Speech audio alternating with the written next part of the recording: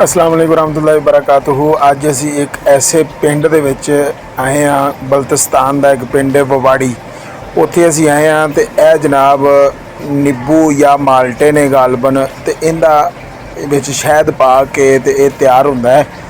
ये जैम बड़ा ज़बरदस्त तैयार हो रहा है। वेखो तुहाडे सामने जैम तैयार करते पे ने और बहुत ज़्यादा क्वांटिटी विच जिहड़ा ना वो शहद तैयार हो रहा है। नींबू भी पाते ने विच, मतलब यह वड्डे साइज़ के नींबू ने तो इहदे विच शहद पाते ने।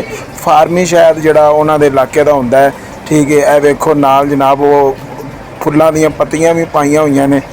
तो यह वेखो जैम कितना ज़बरदस्त, जो लाल या माल्टे होंदे ने ये उन्हां दा बनाया होया है। गुलाब दीयां पत्तियां विच ऐड कीतियां ने। उस तो बाद यह छोटे हल्के किस्म के जिहड़े माल्टे ने उन्हां दा नाल कलवंजी ऐड कीती है, नाल मतलब जिहड़ा ना वो ऐड कीता होया है ना अंब के छोटे छोटे पीस ऐड किए हुए ने। बेहतरीन जैम तैयार होंदा है इत्थे।